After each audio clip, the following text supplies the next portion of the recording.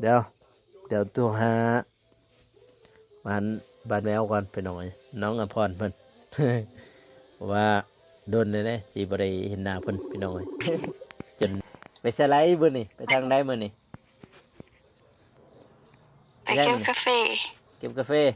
ไปเก็บโดยแล้วบ่เก็บกาแฟน่ะยังยังหลายบ่ยังหลายให้บ่เบาโกไปซอย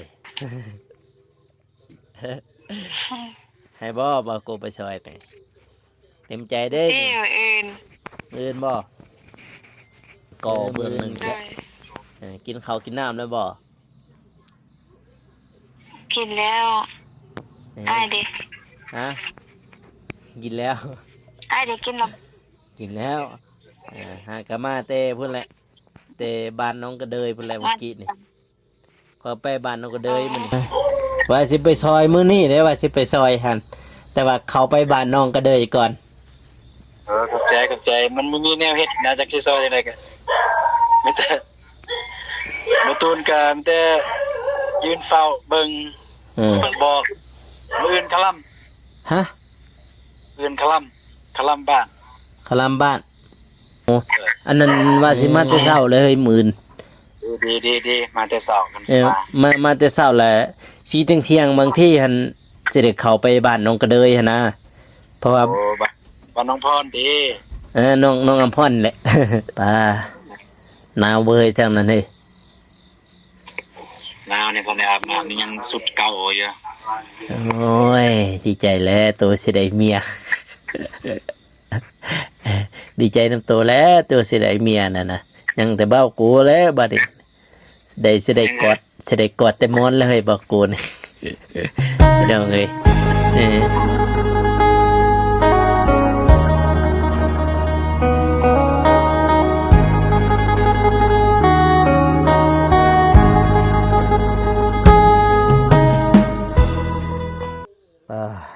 โตพี่น้องเลยเนาะมื้อนี้เปิดภาพมากก็ถือว่าตอนค่ำพี่น้องเลยหลังจากที่ว่ากลับมาจากบ้านน้องกระเดยเนาะพี่น้องเนาะโตพี่น้องเลยหลายมื้อหลายวันเนาะพี่น้องเลยบ่ได้โทรน้องอภรเพิ่นพี่น้องเนาะ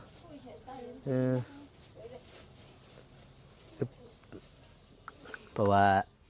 ทมิตรบาวโกคิดว่าสิไปเก็บกาแฟช่วยน้องอัมพรเนาะพี่น้องนะแต่ว่าบ้านน้องกระเดยเพิ่นหรือว่าห้องน้ำน้องกระเดยบ่ทันได้สำเร็จพี่น้องเอ้ยทางนั้นบาวโกก็ไปซอยทางบาวนุ่งแล้วก็น้องชายเพิ่นนะพี่น้องนะเพราะว่าเพิ่นมาแต่ฝั่งไทยพี่น้องเพิ่นมาใหม่ๆพี่น้องเอ้ยเพิ่นก็มาเฮ็ดYouTube ทีมงานสายบุญนะพี่น้องเนาะจังได๋ก็ฝากติดตามเพิ่นเด้อพ่อแม่พี่น้องเนาะเพราะว่าเพิ่นมาเฮ็ดใหม่ๆพี่น้องเนาะก็ยิ่งดีหลายคนก็ยิ่งดีเนาะพี่น้องเนาะที่ว่าเพิ่นมาเฮ็ดแบบว่าช่วยเหลือสังคมนำกันพี่น้องก็ยินดีเนาะพี่น้องเนาะเพราะว่าเพิ่นมาแต่ฝั่งไทยเด้เพิ่นก็สิฮู้ภาษาไทยหลายแล้วพี่น้องเอ้ยเนาะทั้งบอกกูก็สิได้เรียนภาษาไทยนำเพิ่นแล้วพี่น้องเอ้ยเพราะว่าเพิ่นไปเฮ็ดงานอยู่ฝั่งไทยนั่นแหละแต่บ่ฮู้ว่างานหยังบ่ได้ทันได้ทำรายละเอียดปานใดเนาะพี่น้องเนาะก่อนอื่นหมดกะสบายดีเด้อพ่อแม่พี่น้องเนาะบ่ว่าสิอยู่ภายในหรือว่าต่างประเทศก็ยินดีต้อนรับเข้าสู่ช่องบ่าวโกชนบทสปปลาวพี่น้องเอ้ยเนาะบัดนี้นี่ก็ช่างแหละประมาณ2 ทุ่ม3 ทุ่มประมาณ3 ทุ่มเนาะพี่น้องเนาะตอนนี้3 ทุ่มก็สิโทรหาวานแววก่อนพี่น้องเอ้ยวานแววบ่มีไผดอกพ่อแม่พี่น้องหรือว่าผู้ใหญ่ใจบุญทุกท่านมันก็สิได้ฮู้เลยวานแวว ของบ่าวโกผู้ใดเนาะพี่น้องเนาะก็คือน้องอภรนั่นแหละพี่น้องเอ้ยเดี๋ยวสิโทรหาเพิ่นเพราะว่าตั้งใจว่าสิไปเก็บกาแฟซอยเพิ่นเด้เพราะว่าเพิ่นยังบ่ทันได้แล้วได้กาแฟเด้แต่ว่าทั้งบ่าวโกหันแล้วพี่น้องเก็บกาแฟแล้วแหละ แล้วสุดหนึ่งเนาะพี่น้องเนาะแล้วสุดหนึ่งยังอีกสุดสองสุดสามนั่นแหละพี่น้องแต่ว่าเข่ากะเกี่ยวแล้วพี่น้องเนาะแต่ว่ายังบ่ทันได้ปั่นเลยมื้ออื่นนี่บ่ได้ยินแม่เราว่าสิปั่นจักสิมีเวลาสิไปสวยน้องกระเดยบ่หรือว่าสิไปปั่นเข่าอันนั้นก็ยังบ่ทันได้ฮู้เด้อพ่อแม่พี่น้องเนาะฝากเป็นกำลังใจให้เบาโกแน่พี่น้องเอ้ยเนาะเออ เดี๋ยวตัวหาบ้านแมวก่อนไปหน่อยน้องอภรเพิ่น ว่าโดนเลยเนี่ยที่บริเห็นหน้าเพิ่นพี่น้องเอ้ยจนมา4-5 วันเพิ่นได้บริเห็นหน้าเพิ่นเนี่ยฮัลโหล โดย อยู่มืดเถอะเนาะวันนี้เนาะพี่ถ่ายคลิปอยู่ได้นี่นะป้าโธ่เป็นมันอยู่มืดแถบบาดนี่ สิรอดแล้ว สินอนแหละโธ่พี่น้องเลยสินอนเลยนี่สบายดีผู้ใหญ่เพิ่นได้นี่ สบายดี พี่น้องโทรรบกวนบ่โกรบกวนบ่ บ่ บ่รบกวนเนาะ บ่ ไปสไลด์มื้อนี่ไปทางใดมื้อนี่ ไปเก็บกาแฟ เก็บกาแฟ ไปเก็บโดย แล้วบ่เก็บกาแฟน่ะ ยัง ยังหลายบ่ ยังหลาย ให้บ่โกไปซอย ให้บ่โกไปซอยไปเต็มใจเด้ ที่อื่น มื้ออื่นบ่มื้ออื่น โด ก็ ย ประมาณมื้ออื่นก็พุ่นแหละสิแรงๆพุ่นแหละเพราะว่ายันไปอีสังไปเฮ็ดห้องน้ำน้องกระเดยก่อนหั่นนะยันไปสร้างห้องน้ำน้องกระเดยพอเพิ่นยังอีกประมาณ 30% นี่สิแล้วแหละยังก่อเบื้องหนึ่งอีกกินข้าวกินน้ำแล้วบ่ กินแล้วอ้ายเด็ก ฮะกินแล้ว อ้ายเด็กกินแล้ว กินแล้วหากะมาเตพุ่นแหละเตบ้านน้องกระเดยพุ่นแหละเมื่อกี้นี่ก็ไปบ้านน้องกระเดยมันนี่ไปช่วยเพิ่นแล้วยังกินข้าวกินน้ำนะ เก็บกาแฟน้องเอง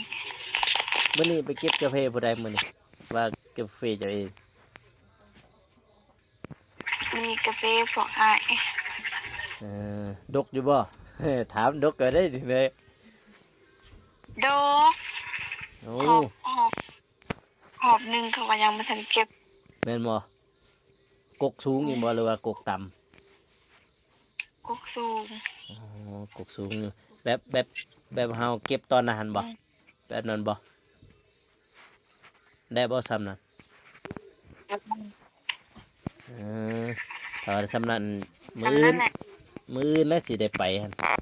เพราะว่ามื้ออื่นหั่นว่าสิลงไปท่าแตงจะสิไปช่วยน้องก็เด้อเห็นแน่ไปเฮ็ดห้องน้ำเพิ่นเด้เพราะว่าห้องน้ำเพิ่นก็ยัง30%บ่เด้เพราะยังสิก่อทางในอีกแน่ก่อทางในมื้ออื่นบ่ได้ไปเบิ่งอันนั้น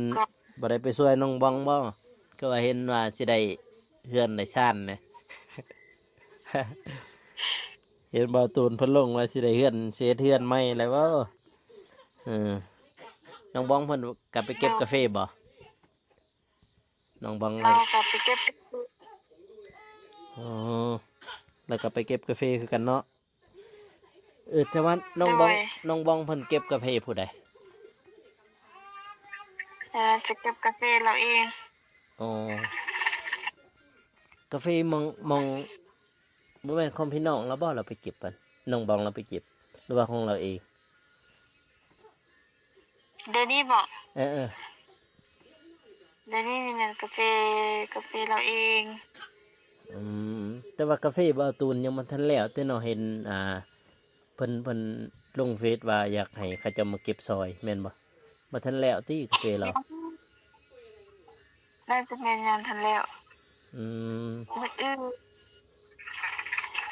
แต่ น้องก็สิไปเก็บกาแฟนะ เอามืออื่นบ่เก็บกาแฟบ่ตูนบ่ บ่ กาแฟ เป็น ไผ เอาเอง อ๋อ น้ กา อง แฟ เอง กาแฟจะเองอืม โดย อยู่บ่อนไหนอีกบ่อนไหนนี่มองแต่ว่าเก็บวังนั่นบ่ โดยบนเก่าหั่นแหละแต่บนเดียวหั่นแหละ เอ้าสุกไว้แท้สัตว์มันสุกไว้แท้คือว่าวังจะเก็บวังนานเด้อตอนก็ถ่ายคลิปเขาเจอไว้วันที่22ตุลาแล้วก็วันที่10 12 13นั่นแหละว่าแต่ว่าไว้ซะเนาะสุกเนาะมื้ออื่นบ่สิไปหั่น ฮะ จนแต่อ้ายมาแบกกาแฟให้นะ อืมก็โดนเติบเลยตั้งวันที่20พุ่นแหละตัวนานมันสิฮอดเดือนแล้วนะยังอีก10กว่าวันพี่น้องเนาะเพิ่นก็จะไปเก็บอีกโอเคมืออื่นเนาะสิไปเก็บเนาะ โดย อืมมืออื่นบ่าวก็สิเก็บคือกันถ้าว่าแม่นแม่นมองแต่ว่าข่อยแบกกาแฟถ้าแม่นมองนั้นฮู้แล้วฮู้สวนแล้วถ้าว่าอยู่หั่นนะอยู่หั่นแต่ โด ว่าย เก็บบอน อืมถ้าเก็บอยู่หั่นฮู้แล้วบัดนี้ฮู้สวนแล้วพี่น้องเอ้ยถ้าคิดว่ามองอื่นถ้ามองอื่น ญาติว่าบ่ฮู้สวนนั่นดอกญาติไปลงทางอีก ตรงมันอีกส่วนแต่บนเดียวหั่นแหละ สวนบอนเดียวโดย มืออื่นซะนะบางทีสิเข้าไปบ้านน้องกระเดยก่อนสิไปก่ออันนั้นเด้นำบ่าวน้องเพิ่นเพราะว่าเพิ่นบ่มีไผเด้บ่าวตูนเพิ่นก็ โด จะ ย น่าจะค่าเวียกของเพิ่นเพราะว่าเพิ่นจะหม่างหัวแจมเฮ็ดเฮือนหั่นนะสิได้เฮือนแล้วเด้บ่าวตูนหั่นสิได้เฮือนกับน้องบองแล้ว ดีใจนำเพิ่นแน่บัดนี้สิได้เฮือนใหม่พี่น้องเอ้ยก็ดีอกดีใจน้ำเพิ่นมื้ออื่นก็สิเข้าไปบันบาตูนแล้วก็เพื่อนน้องก็เดยแล้วก็จึงสิเข้าไปหาเจ้าเด้อเข้าไป โดย เก็บกาแฟซอยนั่นแหละพี่น้องไงเอาโอเคเนาะบัดนี้เนาะนอนหลับฝันดีเด้อ โดย นอนหลับฝันดีโอเคบ๊ายบายเดี๋ยวเจอกันใหม่ บ๊ายบาย Good morning หรือ Good morning เนาะคำว่าภาษาไทยภาษาอังกฤษเนาะ เขาชื่อเลย โดย Good night บอกเขาบ๊ายบายได้พี่น้องเลยวางกับบ้านแมวเรียบร้อยนะพี่น้องได้คุยกับเพิ่นเรียบร้อยแล้วมาเอ็นพอแหละจึงสิได้ไปทางบ้านน้องกระเดยแล้วก็น้องอัมพรนั่นพี่น้องเอ้ยเนาะแล้วก็สิไปเบิ่งจักสิช่วยผู้ใดแหละพี่น้องเอ้ยจักสิช่วยบ่าวตูนนี่บ่าวตูนเพิ่นก็ลงมือทำตอนนี้ก็คือลงมือทำเฮ็ดอีช่างอันนั้นเฮ็ดเฮือนนะกำลังสิเฮือนกำลังสร้างพ่อแม่พี่น้องหรือว่าผู้ใหญ่ใจบุญเพิ่นก็เสร็จมาหลายเนาะเพิ่นให้เบาโกไปช่วยบาตูเน่เนาะแล้วก็น้องกระเดยแล้วก็น้องอัมพรเน่พี่น้องเอ้ยจักสิช่วยผู้ใดก่อนก็สิแบ่งเวลาเอาพี่น้องเอ้ยโอ้ยเด้บาตูนเพิ่นเห็นเพิ่นลงคลิปกำลังถมดินถมหยังนี่แหละนี่ปะตัวพะยัยนี่ เลยประมาณช่วยๆจักน้อยแหละเดี๋ยวจะบอกรถไถเขาเนี่ย จะบอกนายเพิ่นแล้วก็เวลา แบบว่า เนี่ยจะเฝ้าทมเลยเด้อเพราะว่าเราอยากเอากบกวดออกไง นี่ คือสิ่งเรากบกวดถ้าเราคือกวดมันสิ่งที่มันสามารถแตกโนได้มันสามารถปลูกได้เวลาปลูกเรือนปลูกสร้างมันบ่ยังคักนั่นนะโดนเลยแหละมันได้รถจกแหละอยากได้รถจกมาจกมันหนีเลยรถจกมันไปบ่อดินเพราะตอนนี้ จกออกจนออกตัวแกนมันเลย ทางบ่อตูนเพิ่นเสียเทือนเด้อพี่น้องเด้อ เก็บเพชรนี้แหละแล้วจะน้อยจึงทมออกไปพุทธ มาพี่ อืมเพิ่น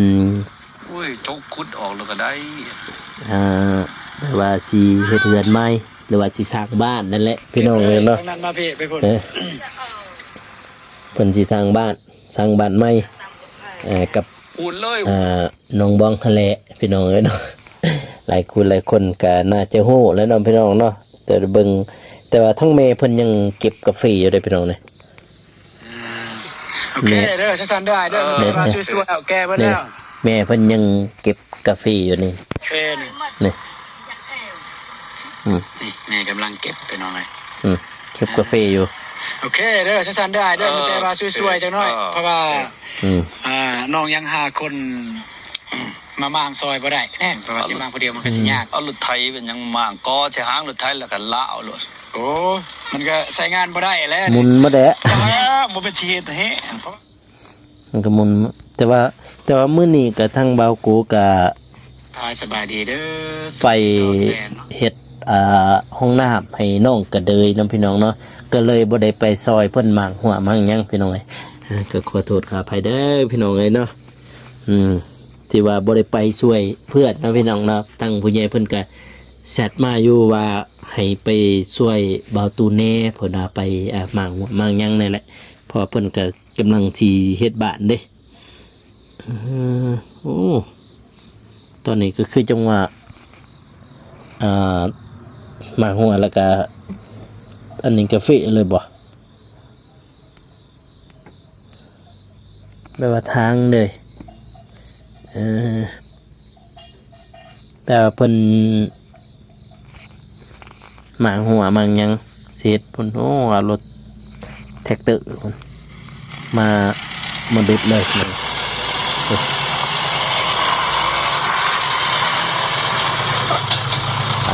ตัวพี่น้องเนาะบ้านบาตูนเพิ่นกำลังเริ่มเนาะพี่น้องเนาะเริ่มอีกที่หนึ่งอีกที่สองของเพิ่นนี่แหละ อันน่ะเอาก็กล้วยอันออกก่อนได้ป่ะก็กล้วยนั่นแล้วก็นี่นะเอาออกหมดเลยเพราะว่าเขาถือนะเขาบ่สามารถทมได้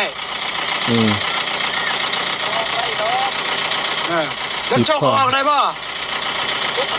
นี่อื่นแหละพี่น้องเลยนะ แล้วตอนแรกว่าเพิ่นมาจกออกเอาออกกันนะก็กล้วยเพราะว่าเขาถือตอนนี้ก็ทมซ้ำไปทมก็กล้วยเดี๋ยวจะนั่นเราจกมากให้เราจกออก แต่ว่าเบาโกเล่าเบาโกโทรหาเล่าตอนดูท่าแตงค่ะเพิ่นยังอันนี้นี่แหละพี่น้องเนาะเพิ่นยังถ่ายคลิปก็เลยบริหารเนาะพี่น้องเนาะแต่ว่าเบาโกก็ไปช่วยน้องกระเดย ตัวนั้นและตัวก้างหันตัวนั้นโซ่แค่เลยคอมเมนต์พี่น้องเพราะว่าผู้ใหญ่ใจบุญมันก็ได้จะเห็นเลยเนาะพี่น้องเนาะโซ่มันยังอีกโซ่ภาษาคนนี้แหละกกกาแฟบนเรือเลยรถตึกรถไทยดุดเป็นดุดเลยพี่น้องเห็นปะแผ่เลยด้วยนี่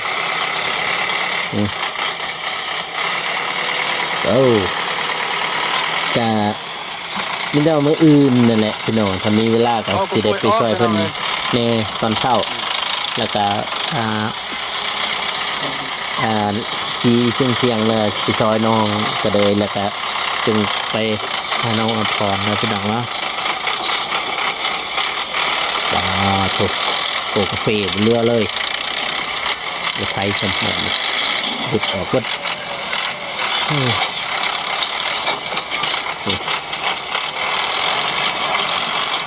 โอเคเลยบัตร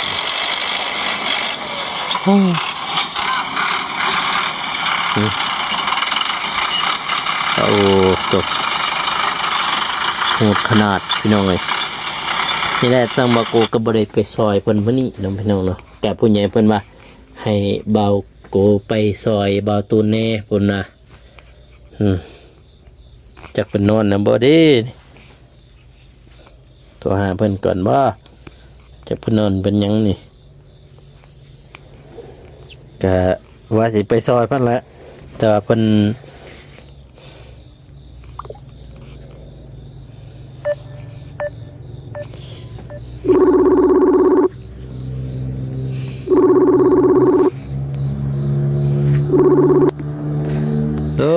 ายดีว่าตูนถ่ายคลิปอยู่นี่ถ่ายคลิปได้นี่ ได้สิ เออ สบายดีเด้อ เออเธอเห็นว่ากล้องเฮ้ย เป็นไง ยิ้มงามเลยเฮ้ย จะได้เฮ้ยฮอตใช้ได้เอือนซานนั่นเฮ้ย เออทมดินแล้ว ทมแล้วว่า เด้อ เออว่าสิไปซอยมื้อนี้ได้ว่าสิไปซอยหันแต่ว่าเขาไปบ้านน้องก็เดยก่อน ขอบใจมันบ่มีแนวเฮ็ดนะจักสิซอยจังได๋ก็มีแต่บ่ตูนก็มีแต่ยืนเฝ้าเบิ่ง เออ ก็บอก เออ มื้ออื่นนะอื่น มื้ออื่นว่าสิไปเฮือนมื้ออื่นนี่แต่เช้าพุ่นน่ะ มื้ออื่นคลัม ฮะ มื้ออื่นคลัมบ้าน คลำบ้าน เด้อ เออบันนี้สิได้อันนั้นบ่ไปเบิ่งกัน จังได๋ หันไปเบิ่งเออ สิได้หยังก็ บ่มื้ออื่นนั่นคลำบ่มื้ออื่นบ่ได้เฮ็ดบ่ คันมาแต่เช้านี่บ่ได้คลัมคันมาตอนแรงคลัม โอ้อันนั้นว่าสิมาแต่เช้าเลยเฮ้ยมื้ออื่น ดีมาแต่เช้ากัน เอ สิ อ มา มาแต่เช้าแหละสีเที่ยงๆบางที่หันสิได้เข้าไปบ้านน้องกระเดยหั่นนะเพราะว่า โอ้บ้านน้องพรดี น้องอำพรแหละ และก็สิไปเฮ็ดห้องน้ำนะเฮ็ดห้องน้ำน้องกระเดยนะเออ เฮ็ดให้มันท่านมื้อนี้บ่ได้ไปซ้ำมื้อนี้ แล้วก็สิไปเฮ็ดห้องน้ำน้องกระเดยแล้วก็สิแรงๆบางทีสิไปหาน้องอำพรนั่นแหละแรงๆหั่น